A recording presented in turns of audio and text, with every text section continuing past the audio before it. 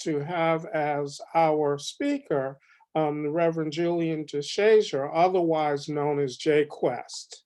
As a national speaker, advocate, and MC, J.Kwest is also an Emmy Award-winning hip-hop musician.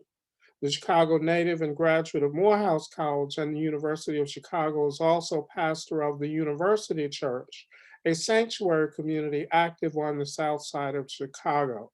He serves as the inaugural chair of the Community Advisory Council for the University of Chicago Medicine, as associate director of the Office of Experimental Education at McCormick Theological Seminary, and is a leadership Greater Chicago Fellow. Julian is a regular contributor to On Scripture and Sojourners, where he is also a board member. So we are deeply, deeply grateful that he has agreed to be with us today, and we look forward to a significant presentation, which will be followed by a dialogue between he and I for a bit, and then we will open that up for a general conversation for all who have joined us. Once again, I want to welcome each of you and ask J.Kwest to step to the stage. Thank you.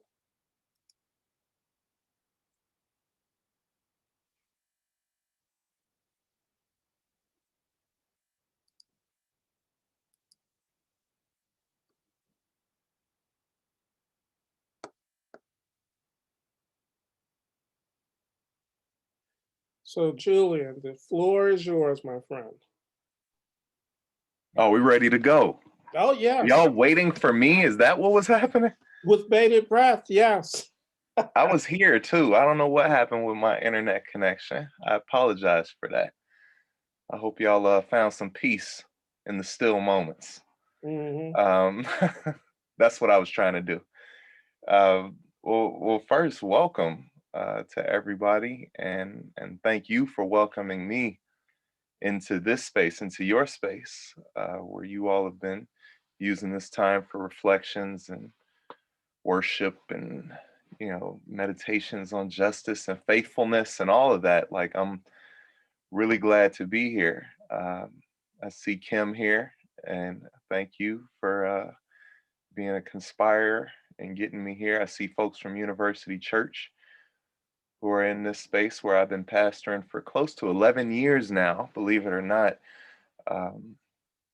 In November will be 11 years. And I see students and other folks who are taking out some time to spend with me in conversations. So let me not keep you too much longer. At a certain point, I want to do two pieces.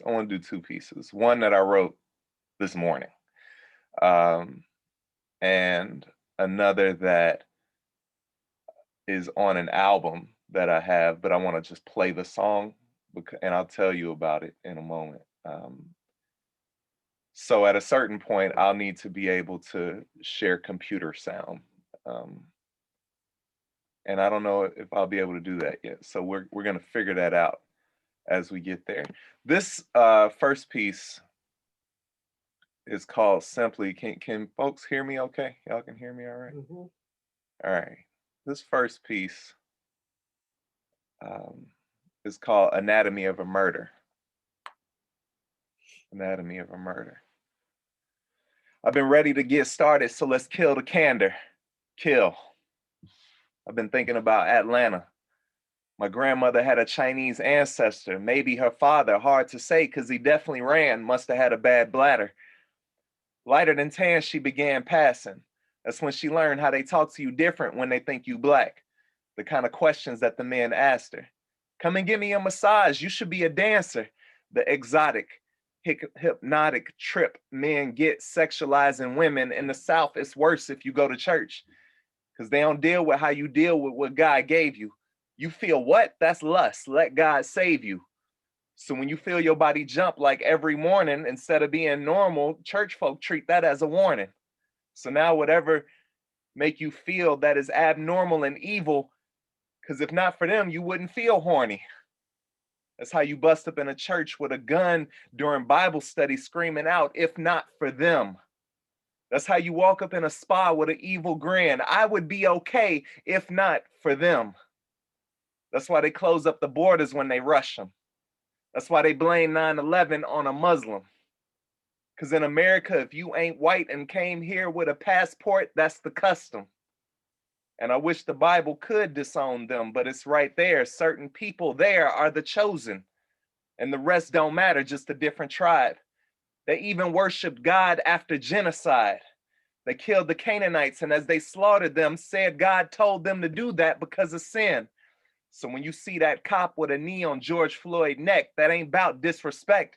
He is cleansing him. That woman put them in their place, they are cleansing them. Black bodies being disgraced for America, this is cleansing. Because if you don't have a white God's face, you are in the way. You are in the wrong. You are out of place. He was mentally ill. He had addiction. But with that shooter in Colorado, notice they ain't say the same. This is how you craft a murder and then get away. So that's that piece right there. And it's nice. Look at all those snaps via mute. I like that. This is cool. What a world we live in these days. And now I'm gonna try to share computer sound only. And try this. A song that might also be a part of our conversation and has been very much on my thinking as of late. A partnership, a collaboration I did with Reverend Dr. Jeremiah A. Wright Jr. around that, and it was on my Lemonade album a few years ago. It's hard to believe it came out so many years ago, with how relevant the conversation is. And we can talk more about it. I don't want to preface it too much. It is what happens when you get two people in a room who've been having a conversation about generations and the work between generations for a long time, and have different perspectives. And when we finally stop talking and say, you know, we should make a song out of that. So that is this.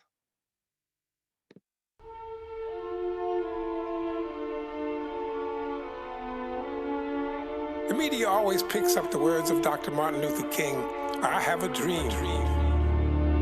Dr. Martin Luther King said much more than that. 1 year to the day before he was murdered, he preached at Riverside Church in New York a sermon titled, A Time to Break Silence. We are not just fighting racism, we are fighting a three-headed demon, racism, militarism, and capitalism. Now that's what your Morehouse brother said, your Dr. Martin Luther King. What you got to say to that? What happened to King when they got him? What happened to Malcolm X's own people shot him? While I'm looking at everybody I meet for the first time with a look of suspicion, black men can't define. Most of us was born with it. With rap music, I knew the 6 point before I knew that it was Jewish. When mama got married, I was happy, I was clueless. He was ran easy and Bone Thugs, ruthless, still healing from what he did to us. My little brother, only good that come through it. But if it's any good, can you regret? If anything that happens, if you hear, would you reset and do it all over? Would you start again? If you thought I sound different, would you start this song over? Questions. Or just keep going. Whatever happened, yo, it made me. Whatever happened, yo, it had to. Whatever happened, this is my life. Whatever happened, this is my life. As W.E.B. said to Booker T, I disagree, my son, with love, I disagree. Your life is my life, and your life is our life. Aight, Rev, tell me this. What happened to reality shows? Why they always arguing? Why they act like hoes? And if you understood why they rating so good, guilty pleasure I treasure like Boys in the Hood. And Lil Ricky trying to go to college and got him a scholarship. I still feel like that red XL is following. I turned around to see a rapper holding bottles, a bag full of money. The Instagram model, with a body twisted in that same angle with a knee bent, laughing cause every time now you see it in sequence. A man who wants girl and a girl who wants man, and that officer who wants us all to disband. If you reach in your pants, that's to Ricky, you Ricky, you Ricky, you Ricky.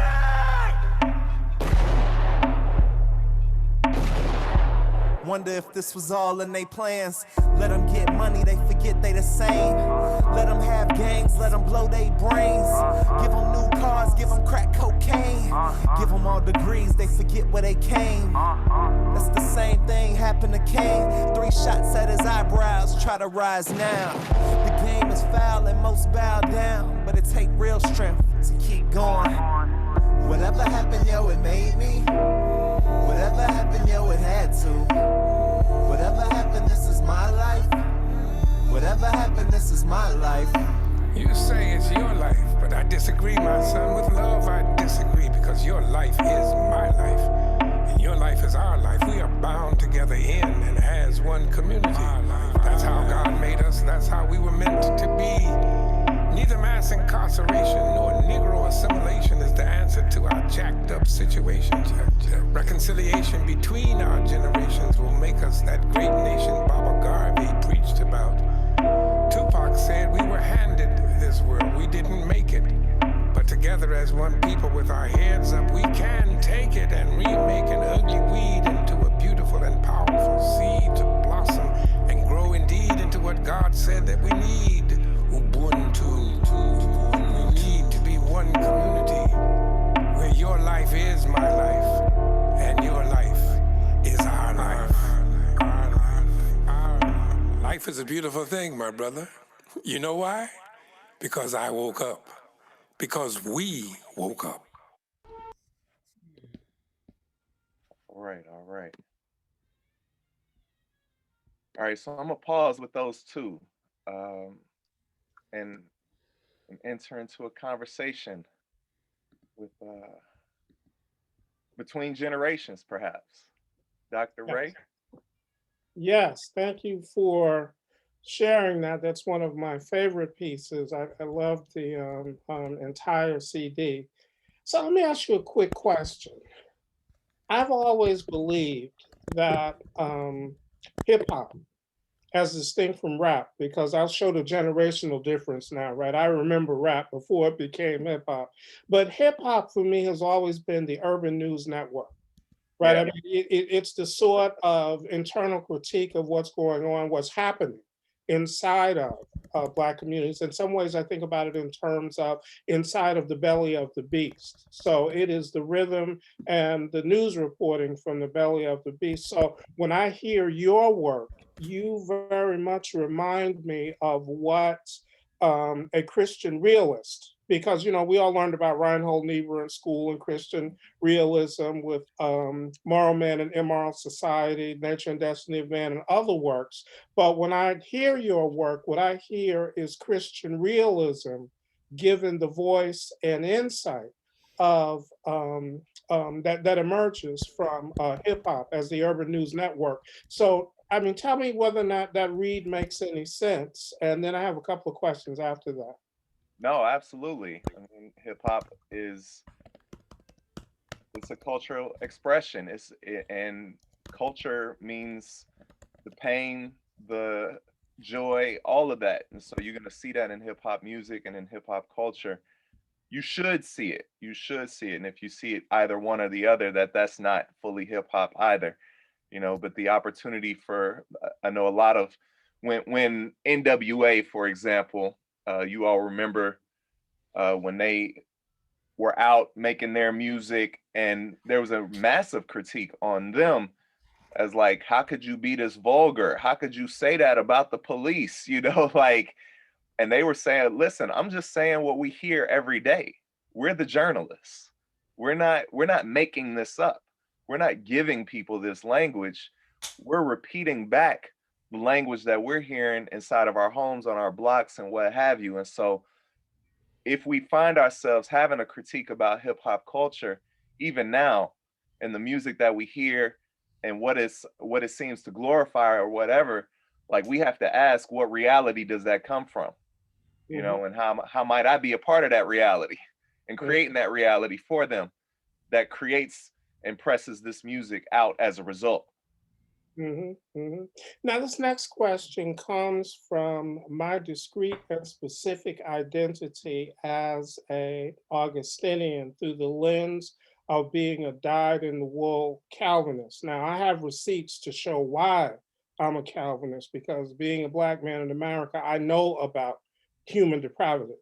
But the question that I want to ask is reflecting on two songs, right, that have basically the same title. So, Naughty by Nature, Everything's Gonna Be All Right, Yeah. and Kendrick Lamar, All Right. Now, between and across those decades, there's sort of a narration of the dissolution of a lot of what's going on in the Black community, but in terms of our nation in general, as we see sort of the dissolution of any kind of significant shared idea of a public investment in terms of a society for us all. Here's the question. Many of the progressives that I work with who are not Black fall into the nihilism of both of those songs, but they don't get to the point of the hope, right? So, I'm fucked up, you're fucked up, but long as God got us, we're gonna be all right. Oh, pardon me, I'm sorry. We're not on air, are we? But I mean, that's the direct line, right? But they miss that other part. As long as God's got us, we're gonna be all right. And all they hear is, I'm fucked up, you're fucked up. But the question is, how do we help folk who are not hearing the hope? And when I say hope, I don't mean nonsensical hope, but actually recognize it so we don't fall into a kind of progressive nihilism where we just fall into the belief that things can't get any better and we stop even trying. Yeah, I could hug you for that question. That is the greatest. Um, I think that there are a few challenges. One of the biggest challenges, I think, is in how we listen to music and how we listen to our artists and what we expect of our artists. You know, like one of the standards that kind of got created was, if I am uh, Dr. Dre and I put an album out called The Chronic, at a certain point later in that album, one of the greatest albums ever made, hip hop or otherwise, if at a certain point I put out a conscious song, what is going to be called conscious rap, at the end of it, whether it's about God or just about the conditions of our world or whatever, it's sort of a break from all the other stuff I'm talking about on my album, that that song must kind of be it must be a full-throated endorsement of kind of this part of me that I don't get a chance to share all the time. And so Tupac would do this a lot as well, right? Like make an album, All Eyes on Me, I Won't Deny It, I'm a Straight Rider, you know, and then that's the first song. Later in the album, Only God Can Judge Me, you know, and to really go and have a different kind of conversation. What it has meant is that inside of hip hop, that a lot of people have not listened to artists to say, like when they hear people being positive, they say, oh, here, that's their God song, that's their conscious song. It's dismissed.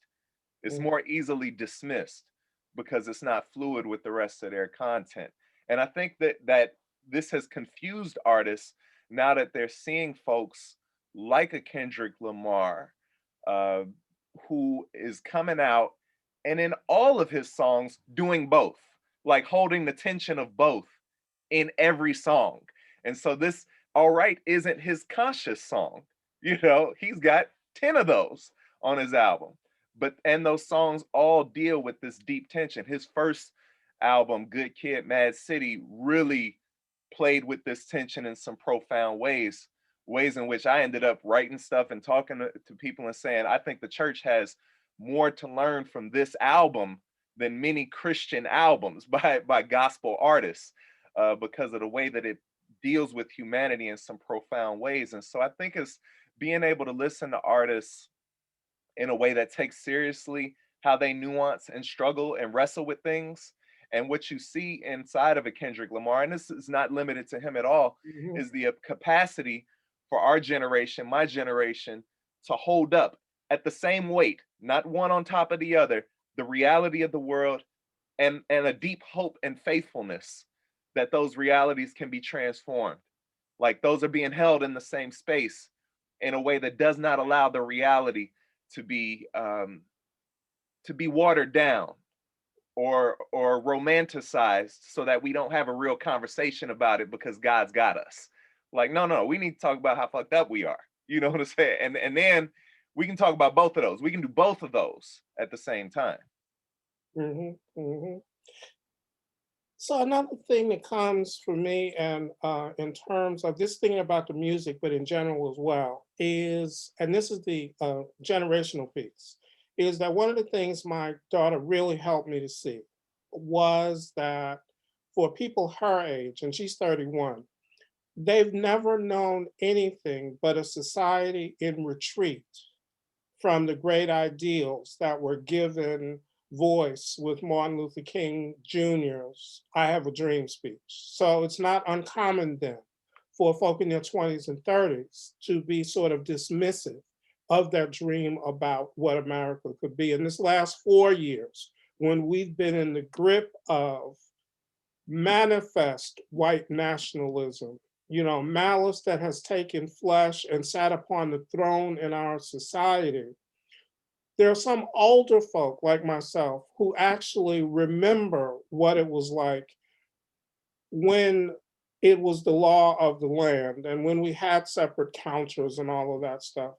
But somehow we didn't communicate effectively enough so that folk could see what it was that was coming. How can we have better, I think, communication between generations, riffing off that piece that you just did with Dr. Wright? How can we have better communication, not so that we're telling folk what to do, but telling them, look, we have seen this dog from hell before. We know what the bark sounds like. You all think it's just a pit bull. This is not a pit bull. This is something that's coming to try to take your very soul. But if folk can't hear you, then they find themselves living and fighting the same fights that we had to fight.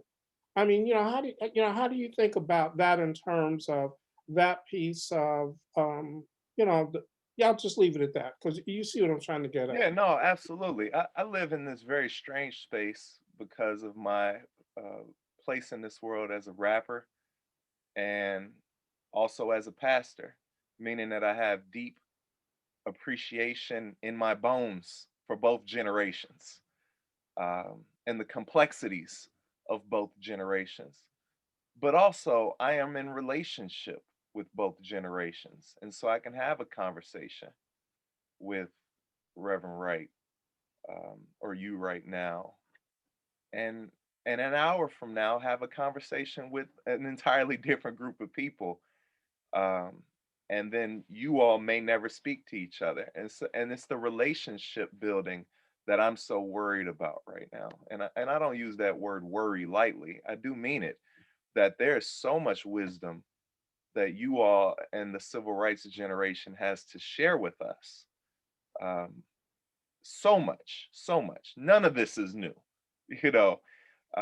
In fact, I'm learning through pastoring, painful in a different way because you are seeing it and translating it not only in terms of what you're seeing in theology and worldview, but translating it through the work you did to stop it, you know. And so some of this becomes a self-critique that's happening as well, and a critique of the own cultures that you all have participated in. Like there's so much that we can learn about that.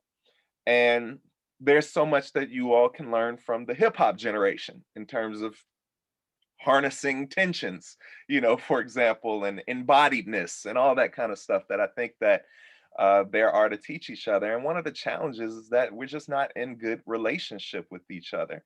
It's like any good relationship. Somebody has something that they want to share, but like if there's no trust established, then I don't want to hear anything you got to say. You know, like I don't care how smart you are. I don't care how wise you are. I don't trust you. You know, and that's something that a lot of the folks in my generation, a lot of the young activists are saying about the Christian church right now. You Mm. know, it's like we don't trust you. We're not allowed to fully show up in in your spaces. We have to leave our sexuality and outside, and as long as it never comes up, you know, I'm okay. And the way in which gender stereotypes and roles play out in those spaces, the ways in which the same cultural oppressions that are playing out around us. Sometimes we go into church spaces and we see that same violence against people happening. And so it's hard to be in relationship with people.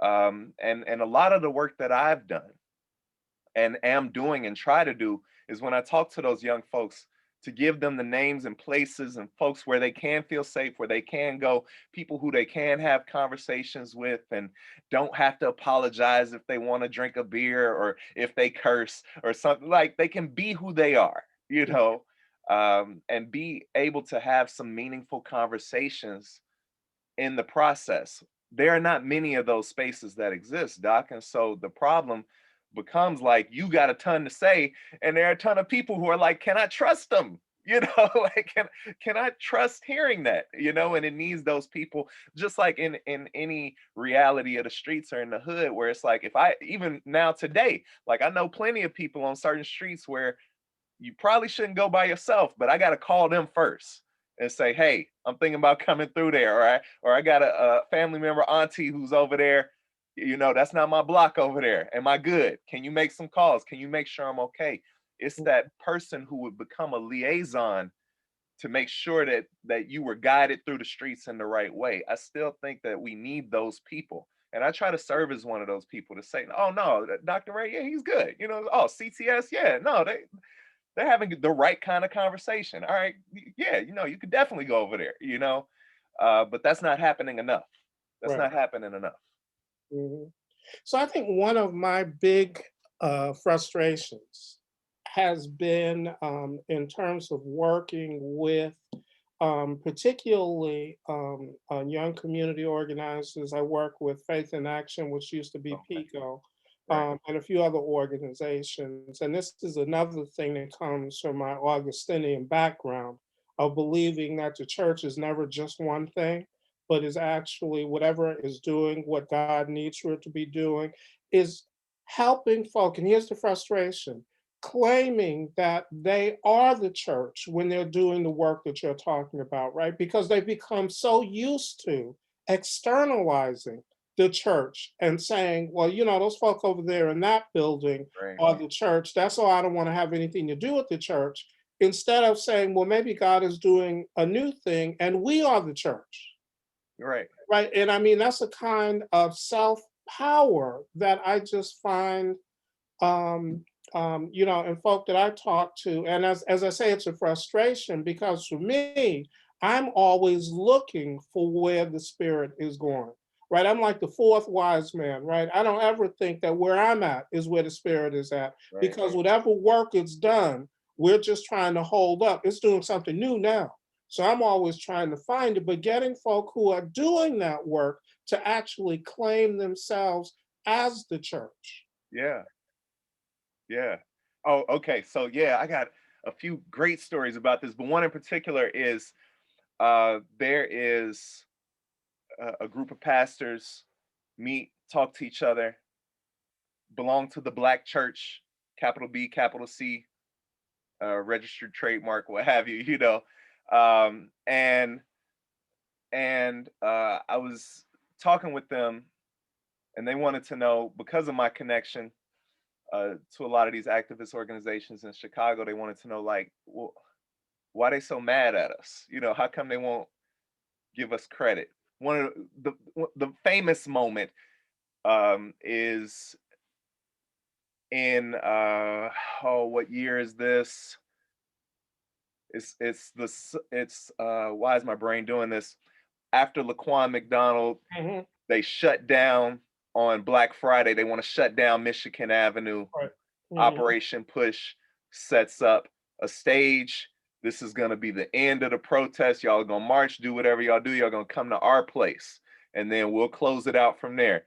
What happens instead is the activists march right past Operation Push's stage down to the end of Michigan Avenue, like they said they were gonna do, and this causes massive internal tension after this. Like, you need to give us credit, you know. And what a lot of those young folks said in response to that was, we never thought of ourselves as doing something different from the church.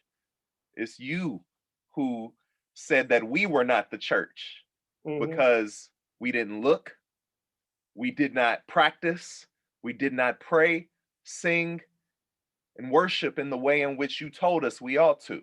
You told us that this movement was not the church.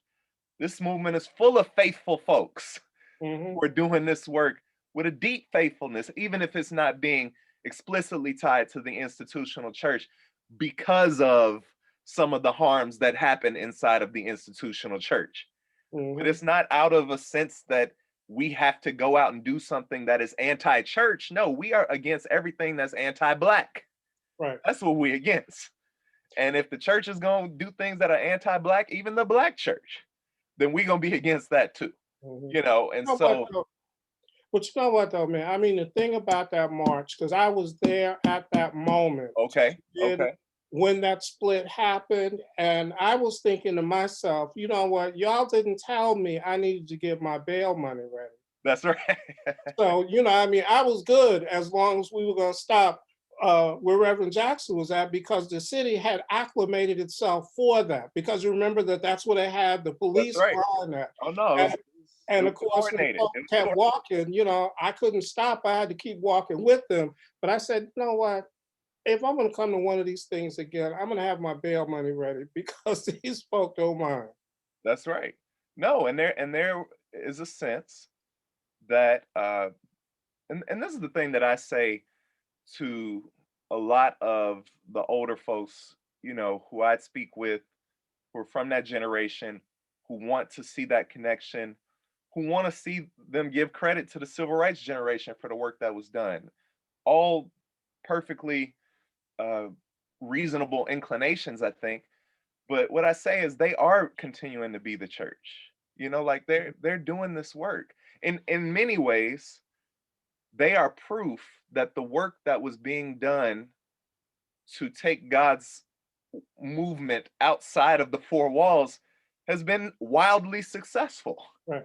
Like now you got folks who are wanting to do this work and may have never been baptized or confirmed, but are still saying, I want God's justice, you know, to be a part of my life and a part of the people whom I love.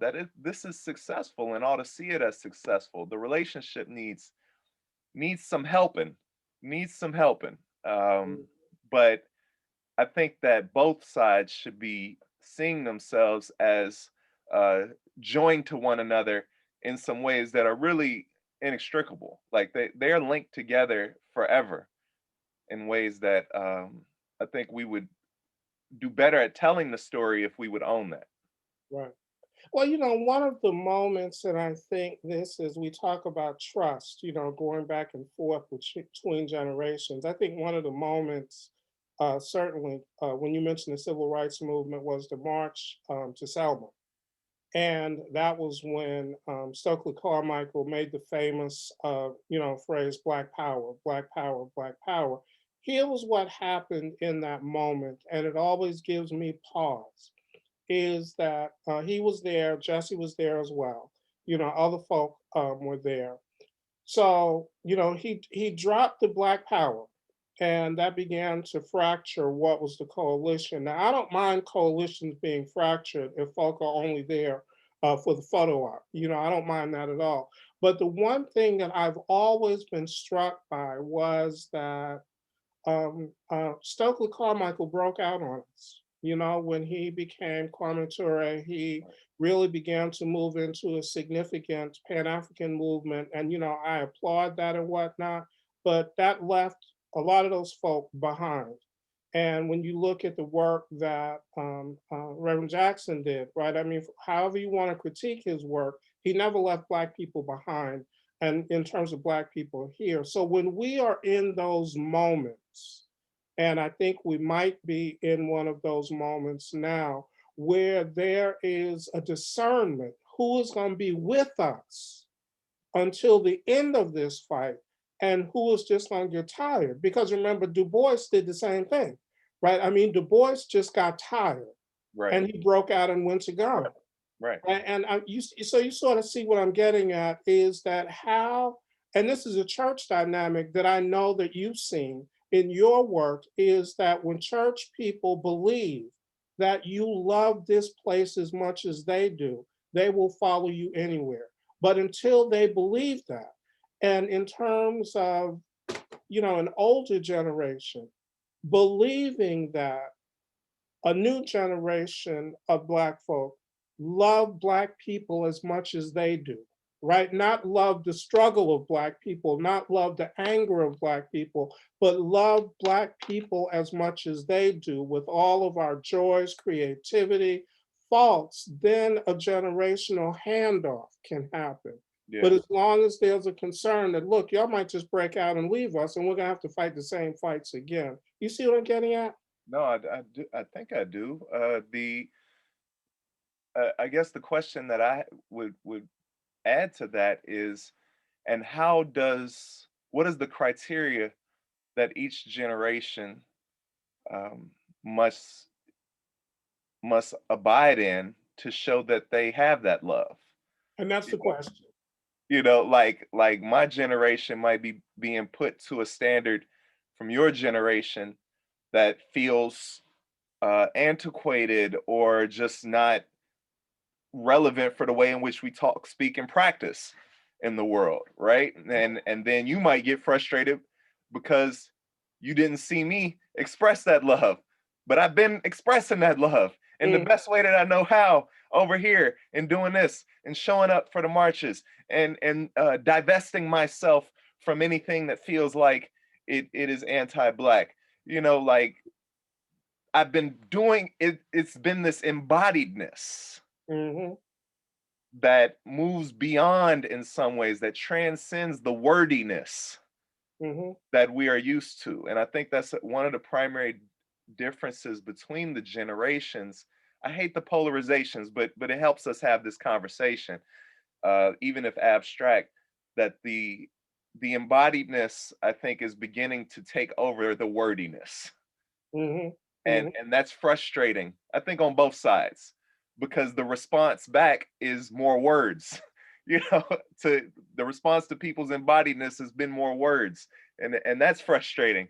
And it's frustrating to not hear the words and the declarations and the kind of scholarship that pushes this work forward. That we've not seen that, but we've seen it.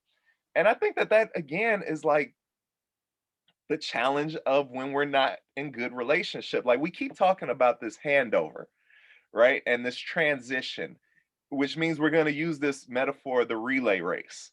And it's an apt metaphor. It also means that we need to think about the dynamics of that metaphor, that like people who are on relay teams live, eat, breathe, sleep, practice together. They are in community together. They trust each other. They know even when a person is like making a mistake, how to correct so that they can pick it up from them, and that kind of work of sitting generations down and saying, and not saying, hey, I have something to share with you, or what do you want to tell me, but like, who are you? Mm-hmm. Because this speaks at a much larger dynamic and challenge that I think my generation is having, is that we don't understand our parents' generation. We don't understand we know what it's like to grow up in the crack 80s. We don't know what it means to be an adult, a full-blooded adult in Reaganism, with Reaganomics like that, and what that did to come out of the civil rights generation, to go into the 80s and move into this kind of mall economics, which is going away, but and in some ways not at all going away, right? Like we don't understand that. Just like it's probably the case, and I found out with my own parents that they didn't know what it meant for me to be a kid and go through all of that. And what are the kinds of rooms that are going to put us in together to talk about that? So if for nothing else, not like we have to write a book out of it, but if for nothing else, that we know who we are. Who is this person? Who are these people? Because right now it doesn't feel like on either side there's a real profound knowing or seeing, that kind of intimacy that is needed. to be in real relationship. Intimacy being, you know, the feeling of being seen or heard and held in a way that feels adequate to you, if that's the definition of intimacy that I'm using here, that doesn't feel really present in a lot of spaces. Mhm, mhm.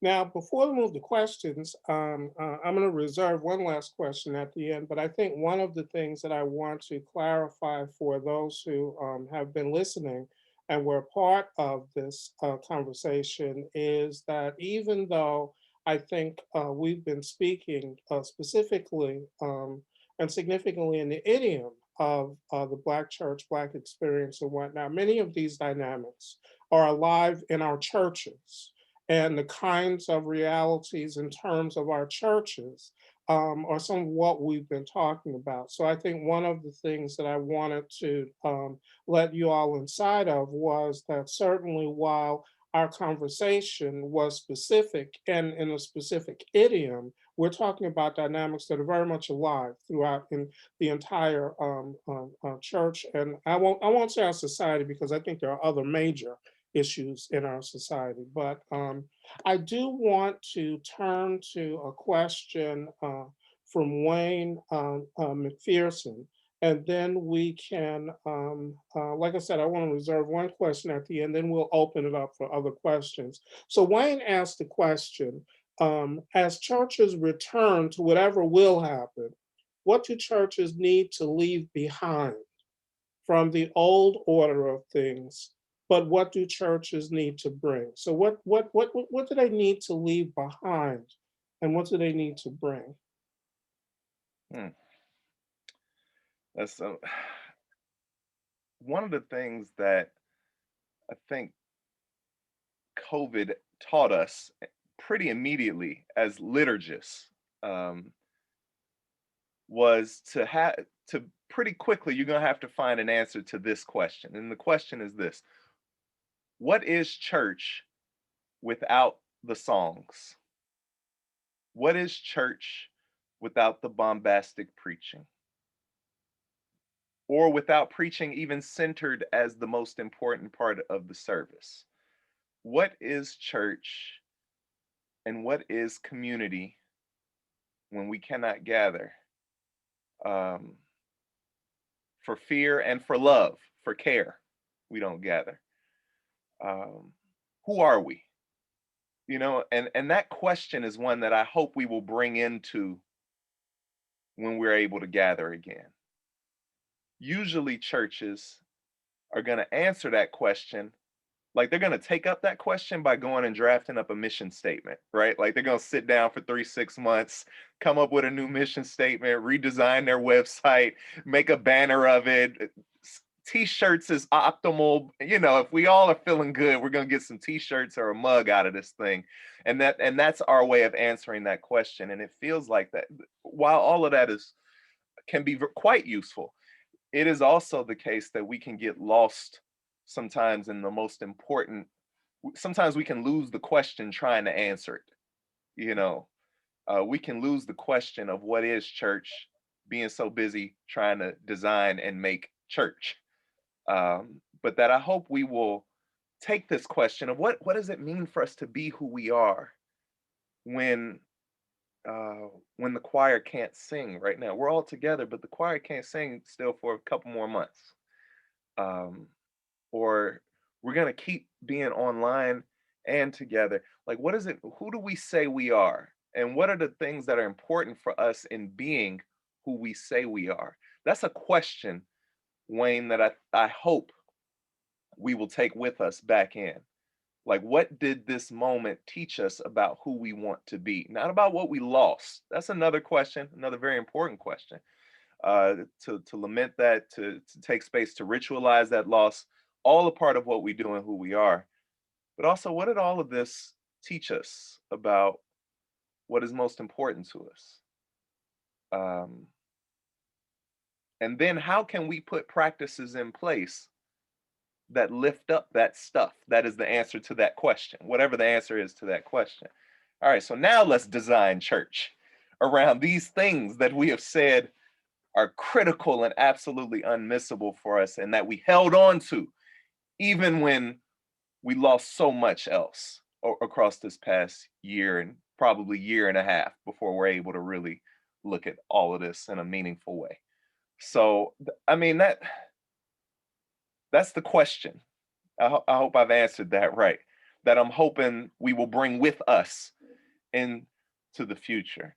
And to bring that means to leave behind a sense of return, to leave behind a sense of normal.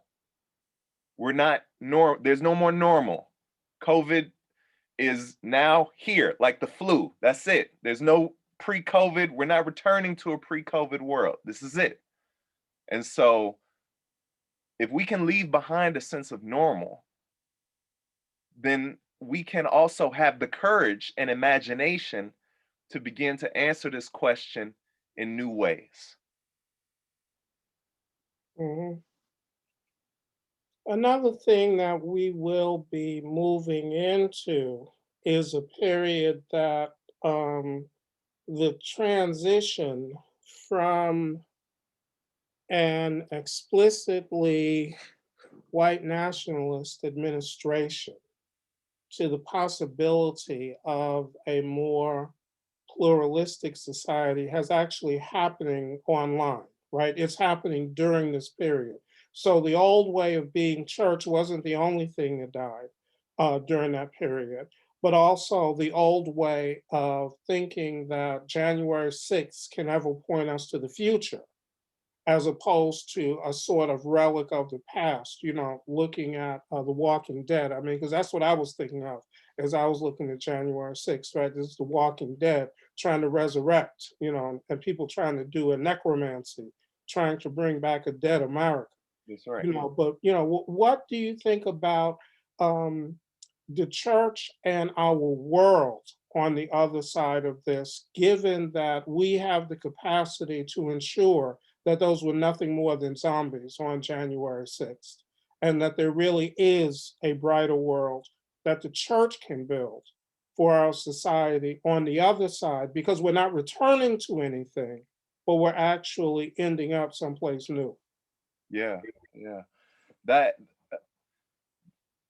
I think the challenge for us is going to be in how we move beyond identity politics and include identity politics uh, to to give us the capacity to deal with systems differently and to engage in systems differently. That what we found out and was jarring. I, I bet folks, and I don't know how other generations dealt with it. So I'm gonna deal with it, you know, from my perspective and maybe at a certain extent to my generation's perspective, though not monolith. Um, that what happened after 2008, and by the time we got to 2012 and recognized that, oh wait, this brother in the White House has not cured racism. Um, and then during the second term, like not only that, but that if this brother participates in systems the way as currently constructed, the immigration system, for as one example, you know, and does not challenge it, but participates in it, even as a Black man, people are gonna get hurt and continue to die. So like the system persists. Um, and in many ways, the pluralism, it makes me, I'm not suspicious of the pluralism. I'm excited about it. It needs to happen. But and not but and that pluralism must be a pluralism not of just bodies, but of ways of practicing and engaging systems. Because if we continue to come at the same systems, it don't matter if we the United Nations or the Coca-Cola Super Bowl commercial. If I could teach the world to sing, it doesn't matter if we're all of those things. If we continue to engage mass incarceration in the ways in which we currently do, without like deconstructing some of the assumptions that exist there. If we don't challenge some of those assumptions, we're going to be in dangerous space. And I think the ability to challenge those assumptions does not mean that necessarily that those systems will topple. I think some people think that the only way through is that they must topple. I think the thing that must happen, and we'll, with God's wisdom, kind of know what needs to happen to each of them as we come across it, but that what must happen is we must challenge the assumptions that are embedded in those systems around immigration, around mass incarceration, all of that stuff, which is why when you hear folks say defund the police, that's them challenging an assumption that, well, a healthy community has to have police in it. Like we've never known any other assumption. Most Black people here have also never known a community that was healthier because of its police, and so like to pause and to challenge that assumption feels like the right move forward. It's something that we're doing certainly at University Church, where our diversity is beautiful, but it's like there's nothing close to consensus on that. And so to engage a discernment process of reading stuff and challenging the assumption, and that people land in different places, is my hope, that God's wisdom finds each of them and all of us, a couple months down the line, to be able to say, like, here's where we are on this. And we can do that on some things, but not all things. And so I think it's the ability to challenge assumptions that I'm so excited for and so worried about right now. So this question, I'm going to frame it from Lisa Eastwood and use an Augustinian framing again. And because sometimes when you talk about hip hop and you talk about culture and whatnot, people think you stop talking theology. So I'm going to keep connecting it back. So I'm going to frame this in an Augustinian way. Given that the church is a corpus mixtum, right? A mixed group of people, how would you help folk who are dealing with congregations in which people may not be progressive, in fact, may be antagonistic to progressivism, and there may be some progressives sprinkled in between them? How would you help them to think about appropriating some of what we've been talking about for the upbuilding of their community, but also for the building of a better world? Because the community isn't the point. The point is the world, but we still want to have strong communities. Right. I think the thing that I practice a lot is to try and demystify and in some ways move away from some of the titles that we either become so comfortable wearing ourselves or comfortable hating about others and being suspicious about in others: progressive, liberal, conservative. That if we can do better at being in relationship, then we can begin to understand what somebody cares about, like what matters to them, and what's keeping them up at night, and how are they translating what's going on. The same news that we just watched at 10 o'clock, they're watching and potentially translating it differently. And so how can I create spaces that allow these folks, knowing that they're different, to not come in with an assumption of difference or the assumption of sameness? Like, I don't want to bridge divides by eliminating divides. I don't think that's the way forward, to say like, oh, we're really all the same. No, we're really, to all 29 of us here, quite different. We're quite different in some beautiful and profound ways, in ways that have to teach me. I can learn from 28 other people here. That's profound, right? If I am able to shed some of the labeling and assuming that goes with this white woman I see in this box right here, or this black man with glasses. Oh, I know him. Oh, there's another black man wearing a pink shirt. I know exactly what's going on with him. You know who Brian is, right? So, right, like if we can shed some of that, and really have people who can be conveners. I think this is the power of seminaries, to be honest, is that there's a kind of trust and opportunity to be convening space for people who are not only students doing some of this working, but to be a part of the wider city and to bring people together to say, we've been assuming a lot about each other here. And it seems that this assuming has not helped us tremendously. In fact, it's driven us into one another. When if we backed up to 30,000 feet, we would see that we are very much on a parallel flight path. Like, we want the same thing. So why are we against each other? Something's going on here. We need conveners to help tell the story, share the history, to hear things in a room. And this is the thing you're so good at, Dr. Ray, like, hear somebody say something over there, somebody say something over there, and then to bring them together and say, y'all are both talking about this person who in 1940 wrote this book, like, right? Like, and to bring them together to say, like, we're not the same, but we have used different language to describe the same problem for so long. And if we can tell that story better, we can see our identity. Story and identity are so closely linked. Anybody from University Church here will get so tired of me saying that. But like, the power of story informing identity and learning one's history cannot be understated. Yes, thank you so much. And I want to thank you, J.Kwest, for being a modern day theologian in our midst, teaching us, and thank you for the conversation. And I want to thank each and every one of you for joining us and invite you to be with us next week. But before you leave, what is it, a finger snap? Let's do a finger snap. Y'all got to go off mute though. I want to hear